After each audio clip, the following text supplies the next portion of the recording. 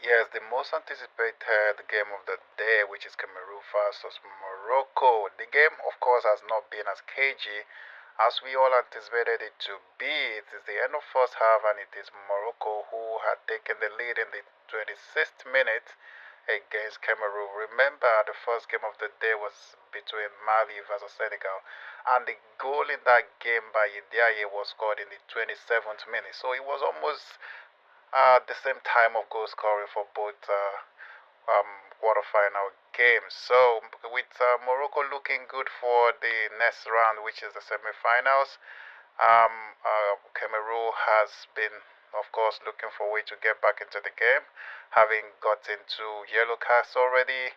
And of course, going into this game, every one of us had expected that Cameroon's physicality was going to play a key in this game. But it's something the Moroccans have done is as though they trained all through for the physicality of the Cameroonians because if you ask me, I would say the Moroccans has actually been more physical and more dominant on the field than the Cameroonians have been. So Moroccans has had almost 60% ball possession with 41% to Cameroon. The Moroccans have also had over how many shots on target now or shot? They've had over 6 shots, and Cameroon have only managed a shot, just a shot, and none is on target. Of course, that man, Brian Diaz, will not stop scoring.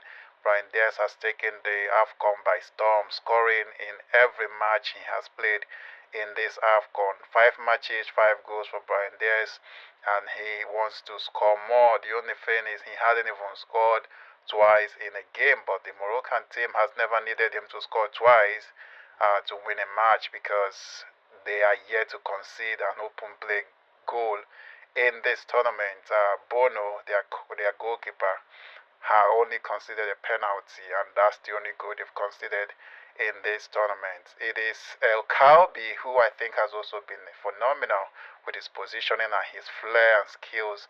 That actually nodded the ball that Diaz kind of touched and pushed into the net for them to be a goal up. So it's been Cameroon who has been trying to break even into the game, having the Moroccans doubling up on them each time they had the ball, closing up on them, and ensuring that they don't have the breathing space to push or even spring 2 or 3 passes together. It's been difficult for them even to get a counter, which I believe is what Cameroon wanted in this game. Getting counters has not been easy for them, and the Moroccans has ensured they peg them back at their own half and ensure they close up the match and close up the markings and close up the passes between players. So it's been a game the Moroccans, I believe, had or figured out. But of course, I'm glad that the officiating has been great and there is no red card yet. So I will be happy to see Cameroon coming back with something different from what they did in the first half, which never, of course, gave them the needed success they actually require in this game. Of course, it's a knockout stage, and anyone who loses it from here, of course, will be out of the tournament. So I believe Cameroon will come out with something good for us as the second half is about to start. It is Morocco 1, Cameroon 0, and this is VP, Soccer VP, or if you may, you call me Coach VP. Thank you for listening, like, comment, and of course, follow for more. Love you. Bye now.